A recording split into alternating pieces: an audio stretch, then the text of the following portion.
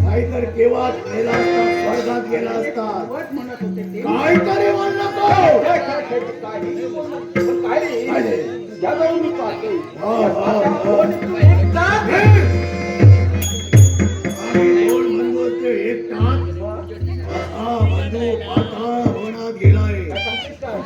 कोण काय बोलतोय नारदा? आमच्या बाबतीत काय बोलतोय हे ऐकण्याकरता गेलाय.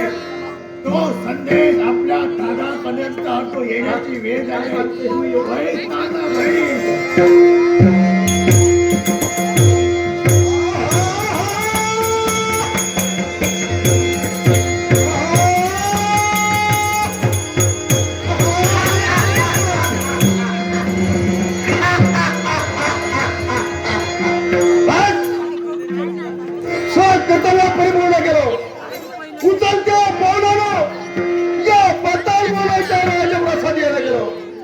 नित्याचा कर्तव्य कोणता आहे? प्रथमतः दादाला नमस्कार करावा, तदनंतर पुढील कर्तव्य त्याच्यासाठी. कोण दादा? आपल्या कधीच्या दूरतांत आपल्या पवित्राने पोटासाठी ठिकाणी जाशील त्या ठिकाणी विजय होशील असा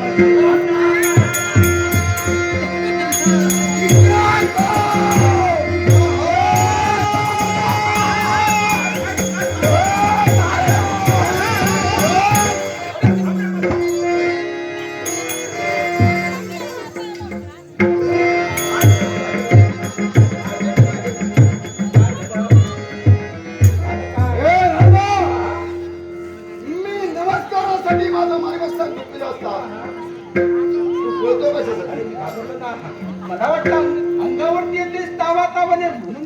हा म्हणजे अंतर्गामी भीती निर्माण झाली. मी मारण्यासाठी येतो किंवा अशा तऱ्हेची भीती चिंता करतो का? मी आपल्याला मारणार नाही. कारण नारदा या पताळवानाच्या राजप्रसादी आम्ही दोन बंधू वेळोवेळी प्रदोषपदी आम्हा दोन बंधूंना मार्गसूचित करण्यासाठी आपण तत्पर होता आणि मंगल करतोय. या विश्वचराचरात पायपीट करत असता गुरु असंख्य मिळतात, पण ते गुरु केवळ सद्गुरू नसतात. सद्गुरू कोण माहिती आहे का? यशाच्या उच्चतम शिखरावर जो नेत असतो तोच खरा सद्गुरू. आणि अशा सद्गुरूंच्या त्या रत्नांना हे शिवारी मंगल में असं करता आशीर्वाद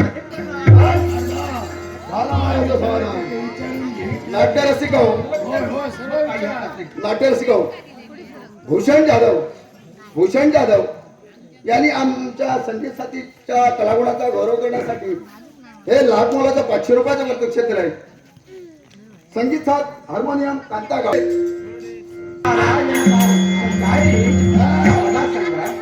अरे माणसाचा चेहऱ्यामध्ये आरसा आहे, त्या आरशामध्ये कमल पाहतो. एवढे हर्षभवित आनंदी आनंदात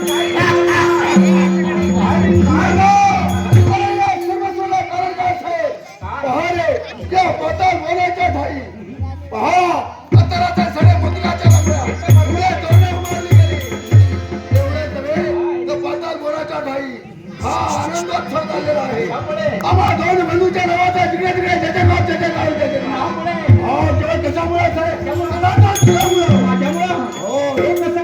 मग ऐक नारदा, अरे कित्येक वर्षापूर्वी या पताल गोळ्याच्या राजप्रसादी त्यावेळी आला होता आणि त्यावेळी आम्हा दोन बंधूंना मार्ग सूचित करण्यासाठी तत्पर झाला. मार्ग सुचविला होता आणि तो कोणता आहे? या विश्वाचराचरात आम्हाला आमची जर का सत्ता प्रस्थापित करायची असेल कोणत्या ना कोणत्या देवतेची भक्ती करावी लागेल. आणि तोच मार्ग आम्ही आपल्या स्वरात आचरणात आणणार. ऐक नारदा, भक्ती गेली ती कुणाची माहिती आहे का? आमच्या कुलस्वामिनीची, म्हणजेच कात्यायनी मातेची. माता कात्यायनी मातेची हजारो वर्ष भक्ती करतात. कात्यायनी माता आम्हाला प्रसन्न झाली. हो, आमच्या भक्ती प्रबळाला प्रसन्न होऊन अजिंक्य आणि अमर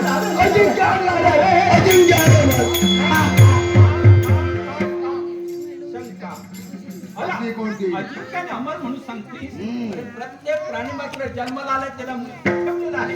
मग तुमचं कसं काय शरद नर्दा अचूक जाणीव कारण भूत भविष्य वर्तमान सारं जाणण्याची जाणीव व्यक्ती तुझ्यामध्ये आहे आणि त्याने करून जाणण्यासाठी तत्पर झाला.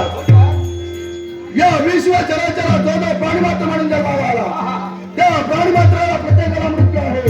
समजलं? आम्हाला सुद्धा मृत्यू आहे. होय.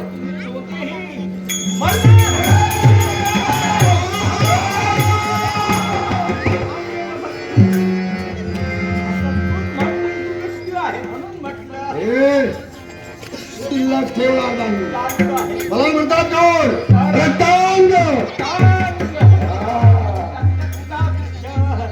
अभद्र शब्दानं धारण करते नारी कमलापासून शिवासून काढल्याशिवाय येणार नाही. मग नाही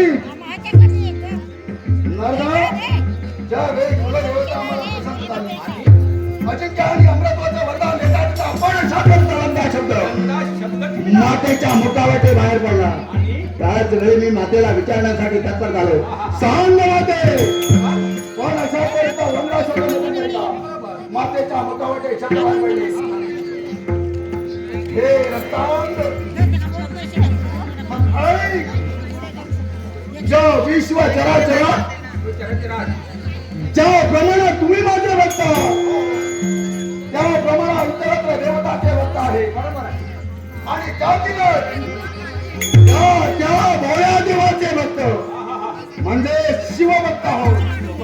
हो या शिवभक्तांचा जर का आम्हा दोन बंधूंकडे जर का छळ झाला असेल आणि पतिव्रतांची जर का विटंबना झाली असेल त्यातीला जर का शिवभक्तांचा आणि आमचा जर का संघर्ष झाला असेल त्या संघर्षात त्या शिवभक्तांचा सत्राचा वाराचा उडव झाला असेल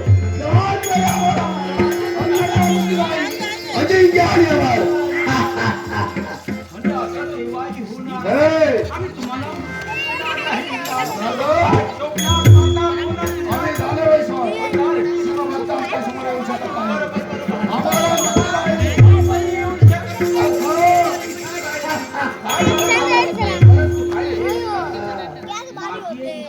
असे कोणते अरे तुझा बंधू राजकर्ता आहे आणि तुम्ही पाहता कोणाचा राजकर्ता याच्यासाठी नर्दा तुझी जी इच्छा असेल ती इच्छा आमचे ज्येष्ठ बंधू नक्कीच पूर्ण करतील.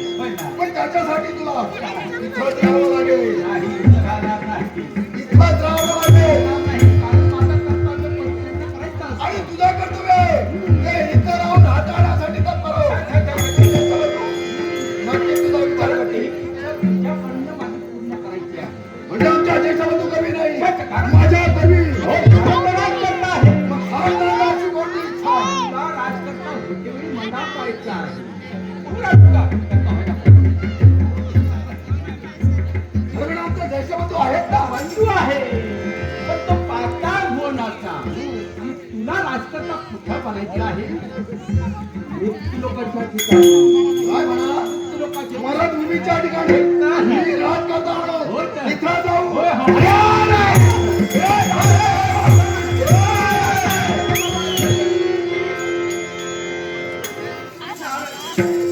शिल्लक ठेवणार नाही. आम्ही दोन बंधू आम्हा दोन बंधूमध्ये ते निर्माण करण्याचा प्रयत्न वरतवर खालचं खाली करून घ्यायचं.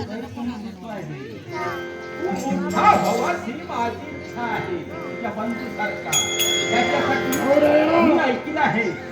मला सांगताचे योग्य आहे. त्याच्यासाठी राजकर्ते आहे आणि ते राजकर्ते आणि तू तुझं राज्य म्हणून स्वतंत्र म्हणून वावर. नागाच्या बोलात कुठेतरी मला सतत भूमीच्या ठिकाणी देशोदेशीच्या राजकारणे आपला आमचा काढण्यासाठी मग त्या देशोदेशीच्या राजकारणावर मात करण्यासाठी यावेळी या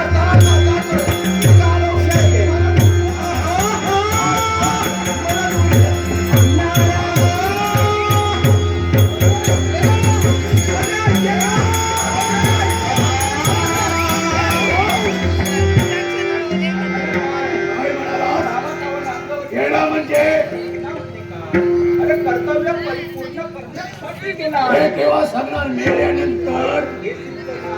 हे राजा काय रे? बोलताना जरा विचार करून बोल. चिंता करणार आहे उलट बसून काय करणार बोलण्याचा भावार्थ काय म्हणालात? आता पाहुणा गेलाय, त्याच्या पाहुण्यावर पाहुण्याचं रक्षण करायचं.